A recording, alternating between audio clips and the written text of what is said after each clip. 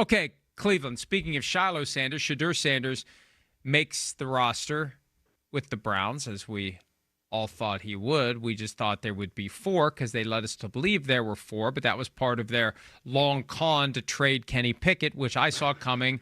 Not that it required special eyesight skills. The moment that they emerged from the draft with 2 quarterbacks, Pickett was the guy that was in jeopardy for me. I was surprised they took 4 to camp. They did, and now they're down to 3 with an asterisk. Shedeur Sanders, number 3 on the depth chart behind Dillon Gabriel. He's the backup. And they really do like Dillon Gabriel. They really like Dillon Gabriel. And I feel like at some point, they're probably going to have to move on from Shedeur Sanders if Dillon Gabriel becomes what they think he could be. And even though he's short, he has been a very good player at the college level. He's consistently emerged as QB1 everywhere he's been. And I feel like he's going to get a chance. Unless the Browns stay competitive, the moment they fall off, it's going to be Dillon Gabriel. Let's see what you can do. Yeah, and I think that makes plenty of sense. Look, the Browns have 2 first-round picks next year, so there is an element of, quote-unquote, see what you have in Dillon Gabriel before you go into it next year and potentially pick one of these good quarterbacks who everybody thinks are going to be coming out or going to be forced to come out because they're seniors in next year's draft. But I think I just, especially being from Cleveland, you see the discourse online. It's like, I just would like everybody to just take a step back and be a little bit less weird about Shedeur Sanders. And I don't necessarily mean you, Mike. I just mean everybody in general, because he's somebody who eventually was a 5th-round pick. There is ability there, yes. But this whole discourse of like, the Browns are setting him up to fail. And, oh, my God, the Browns are blah, blah, blah, blah, blah. It's so freaking weird. Like, it's like you just want to like shake everybody and be like, you need to calm down, because he's a young player. He needs to develop. They are trying to give him opportunities to develop. All right. And when he goes in and he takes 5 sacks, in part because he's drifting back in the pocket, which is something that he also did at Colorado.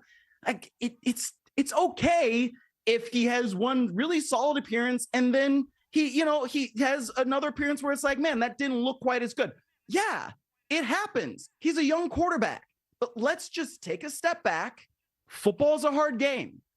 Everybody, we don't have to be so weird about this. I promise you, he's just a young quarterback. He's going to develop. We'll see if he ends up playing with Cleveland or with somebody else. But please, let's just calm down and be a little less weird. Thank you. This is what you get, Myles, when you bring the circus to town.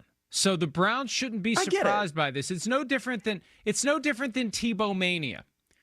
Right? No, it's not. We got to a point in the NFL where he could not find a job because no one wanted to put him on the roster or the practice squad, because the moment you do, you unlock the cult of Tebow, which is going to rain down insults on you for not recognizing this is the greatest quarterback that God ever crafted by hand. Tim Tebow, destined to become perennial Super Bowl champion. How dare you not put Tim Tebow on the field?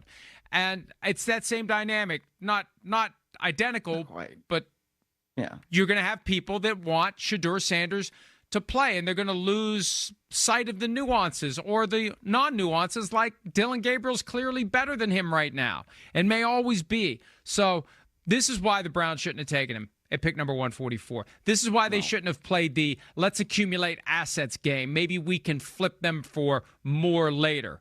But they did play that game, although what did they get out of it? They gave up a 5th-round pick and Dorian Thompson-Robinson, although they could bring him back now. He's available. They gave that up to get Kenny Pickett, and they get a 5th-round pick next year from the Raiders for Kenny Pickett. It's not like they made some, it's not like they flipped the house. They cut and run is what they did.